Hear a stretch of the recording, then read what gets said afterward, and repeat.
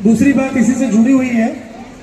कल 4 फरवरी के दिन पूरी दुनिया में वर्ल्ड कैंसर डे मनाया जाता है।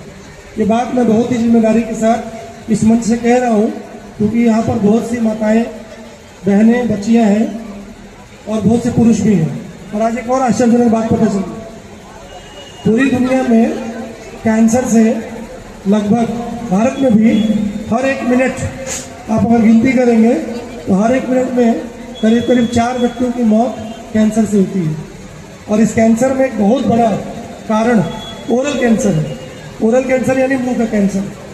सुरती, गुटखा, तंबाकू, पान, जर्दा, जो लोग भी इसके सेवन करते हैं, चाहे अनचाहे इस कैंसर का मरीज बनते हैं। शुरू में लगता है कि मुझे कुछ नहीं होगा, हम बहुत स्मार्ट हैं, मुंह में किनारे दबा लेते हैं, निगलते नहीं हैं, जल्दी थूक देते हैं, कभी कभी लेते हैं। लेकिन धीरे धीरे कैंसर, आपका जो शरीर हमारा उसके लिए नहीं बना है। मानव शरीर गुटखा खाने के लिए नहीं बना है, और उस शरीर में हम गुटखा डालते हैं, धीरे धीरे वो कैंसर अपनी जगह बना लेता है। और 2 कैंसर ऐसा है जो विशेष रूप से महिलाओं को होता है। स्तन का कैंसर, जिसे छाती कैंसर कहते हैं, अंग्रेजी में ब्रेस्ट कैंसर कहते हैं, और सर्वाइकल कैंसर यानी गर्भाशय के कैंसर। आज हम लोगों ने यहाँ पोस्टर भी भेजा था कि लोग उसके बारे में जाने। 4 तारीख से लेकर 11 तारीख तक बिहार सरकार कैंसर के बारे में अवेयरनेस कार्यक्रम चला रही है। आज एनएम कॉलेज की बच्चियाँ, जो स्कूल में फुटबॉल मैच चल रहा है, वहाँ करीब 250 बच्चियाँ थी। उन बच्चियों को उन्होंने कैंसर के बारे में जानकारी दी। बेटियों को बिहार सरकार द्वारा मुख्यमंत्री बालिका कैंसर रोधी टीका लगाया जा रहा है। तो मैं सभी गार्जियन से अपील करना चाहूँगा कि अपनी बच्चियों को इस कैंसर का टीका जरूर लगवाएं। मेरी भी बेटी है, मैंने अपनी बेटी को कैंसर का टीका लगवाया है। ये लड़कियों में कैंसर अभी नहीं होता है, ये 30-35 साल के बाद, 40 साल के बाद होता है, और इसका कोई इलाज नहीं है।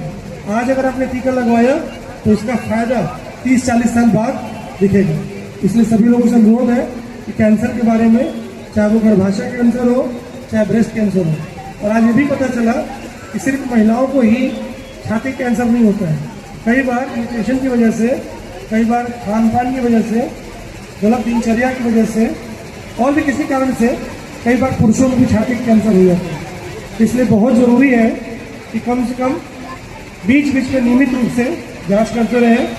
अगर कोई गांठ या कोई परिवर्तन दिखाई देता है, कोई दर्द होता है, तो ज़रूर डॉक्टर से सलाह लें।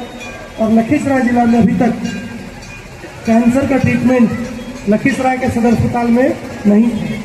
कल हम लोगों ने लखीसराय जिला में, लखीसराय के सदर अस्पताल में कैंसर का जो डे केयर सेंटर होता है, कैंसर का जो ट्रीटमेंट होता है, उसकी हम लोगों ने शुरुआत की है। उसका हम लोगों ने शुभारंभ किया है।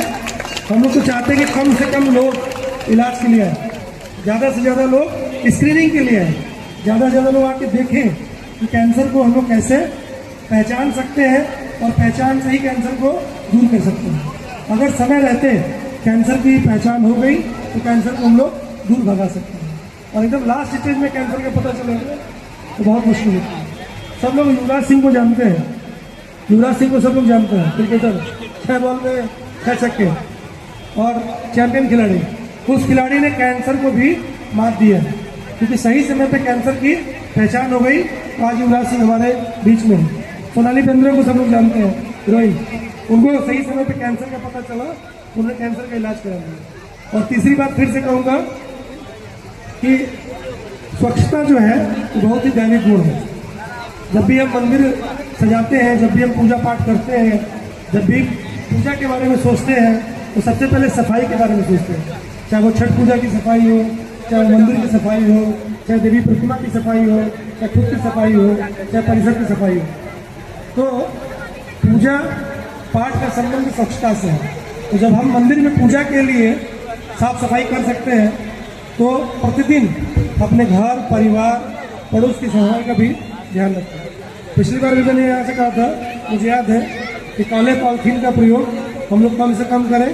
काला पॉलीथीन ही सबसे ज़्यादा, चाहे वो जानवरों की मृत्यु हो, गाय कई बार खा लेती है, चाहे नाले में जाके जाम करता है, चाहे शहरों को गंदा करता है।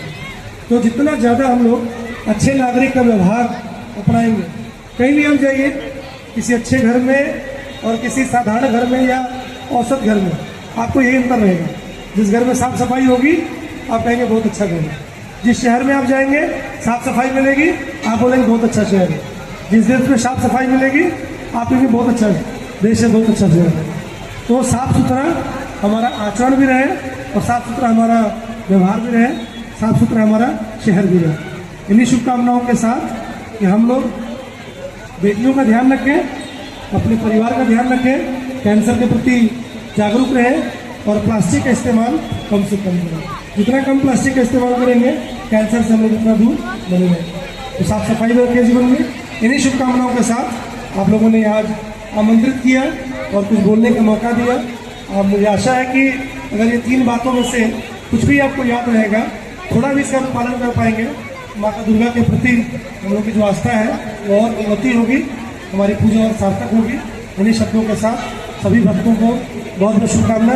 एक बार मेरे साथ बोलेंगे, भारत माता की, भारत माता की, भारत माता की। वंदे मातरम को 150 साल हुए हैं। जब वंदे मातरम की कल्पना की गई, गीत रचा गया,